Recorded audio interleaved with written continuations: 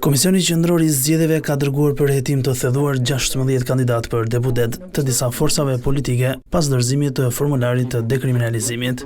Dërgimi pranë zyrës prokurorit përgjithshëm I këtyre raste për një verifikim të thelluar, jo domosdoshmërisht presupozon që ndonjëri prej tyre mund të jetë në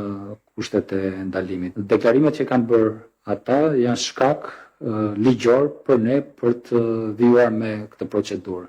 Te listës së emrave të dërguar prokurorisë për hetim janë kryesisht nga forcat e vogla politike, konkretisht 4 kandidat nga Aleanca Shqipëria Bëhet e Adriatik Lapajt, 2 kandidat nga Aleanca Demokracia e Re Edmond Stojkut, 1 kandidat nga koalicioni Euroatlantik I Lulzim Bashës, 1 kandidat nga Aleanca Kombëtare Shqiptare Elena Kocaqit, 1 nga Aleanca Djathtas për Zhvillime e Krejt Alibeajit dhe 1 nga Lëvizja Bashkë Arlin Qorit, ndërsa 2 kandidat nga Partia Mundësia e 4 të tjerë nga Partia Social-Demokrate e Tom Doshit. Komisioni Qendror I Zgjedhjeve përcaktoi edhe numrin e fletëve të votimit për secilin qark në raport me votuesin nga jashtë, duke specifikuar se bëhet fjalë për afro 245.808 votues, ndërsa fletë votimi do të prodhohen 250.724, duke shtuar 2% që parashikon kodi.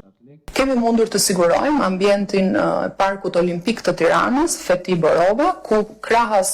numërimit dhe vlerësimit të votave nga jashtë, kemi parashikuar të kryejmë 3 procese të lidhura me votimin nga jashtë. Përgatitjen e dokumentacionit zgjedhor, ruajtjen dhe administrimin e votave nga jashtë deri në momentin e fillimit të numërimit dhe së fundmi numërimin dhe vlerësimin e votave nga jashtë. Komisioni Qendror I Zgjedhjeve do të mundsojë shpërndarjen e fletëve të votimit në diasporë brenda javës së parë të muajit prill.